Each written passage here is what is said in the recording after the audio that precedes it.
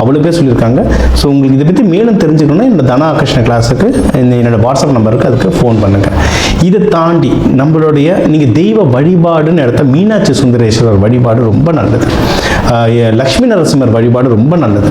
இல்லை வியாழக்கிழமை குரு வரையில் தட்சிணாமூர்த்தி வழிபாடு ரொம்ப நல்லது. ஒன்றும் கொண்டக்கடலை மஞ்சள் வஸ்திரம் கொடுத்து வழிபடுறது ரொம்ப நல்லது. நீங்கள் ஒன்றும் ஹஸ்பண்ட் ஒய்ஃப்குள்ளே பிரச்சனை போயிட்டுருக்கு, இல்லை குழந்தை பாக்கியத்துக்கு நாங்கள் தேடிக்கிட்டு இருக்கோம், அவங்களாம் கல்கண்டு அப்படி இல்லைன்னா பூந்தி, லக்ஷ்மி நரசிம்மர் கோவிலில் வந்து பானகம், இதெல்லாம் முக்கியமாக குழந்தைங்க இல்லை அங்கே வரவங்க எல்லாருக்கும் கொடுத்துட்டு வர குழந்தை பாக்கியம் சகல சம்பத்துகளும் கிடச்சி நீங்கள் வாழ்க்கையில் முன்னேறதுக்கு சகல வாய்ப்புகளும் இருக்குது.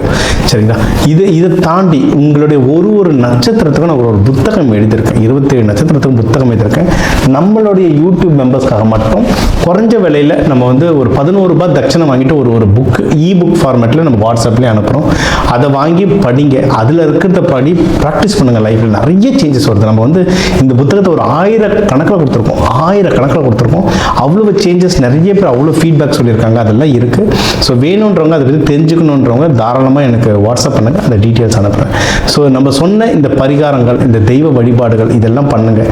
எது நல்லது, எது உஷாராக இருக்கணும்னு சொல்லியிருக்கேன். இதெல்லாம் ஃபாலோ பண்ண இந்த தை மாதம் உங்களுக்கு வந்து ஒரு சிறப்பான மாதம் அமைய வாழ்க வளமுடன்.